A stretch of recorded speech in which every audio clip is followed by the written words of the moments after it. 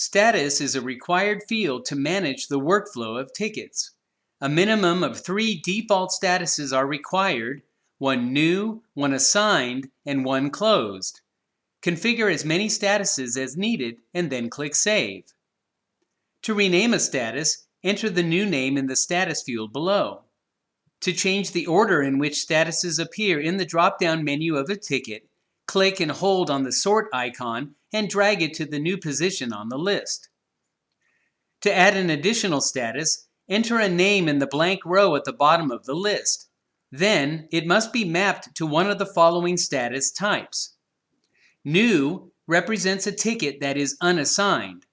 Any change from another status to a new status will set the ticket to unassigned.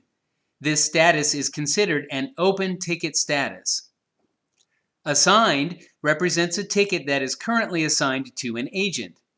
Any ticket set to an assigned status requires an assignee.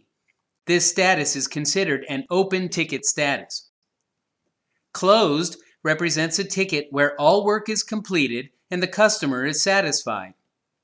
Before a ticket is closed, an agent must be assigned to it. Closing a ticket will stop the service level agreement clock.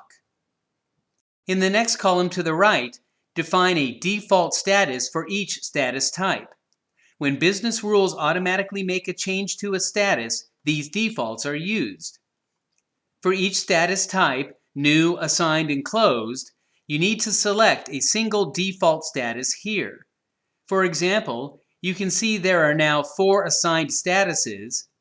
Choose the one that will be used for when a ticket is automatically assigned to an agent. As an interesting feature, special purpose statuses can be defined, which can help provide better granular reports. For example, we recommend a special new status be used when creating tickets from email.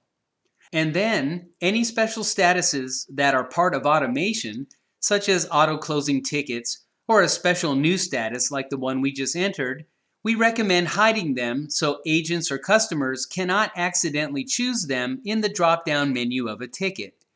To do so, check the Hide Status checkbox. Finally, when changes to this page are ready, click Save to save them, and then entering additional statuses will be possible. In the future, if a status is no longer needed, it can be disabled and will no longer appear in the drop-down menu when creating or editing tickets. However, it will be displayed in tickets already created with that status, as well as in reports for historical record. After a status appears in a ticket, it can only be disabled and not deleted since it is tied to data. If a status is not tied to data, it is best to delete it instead of disabling.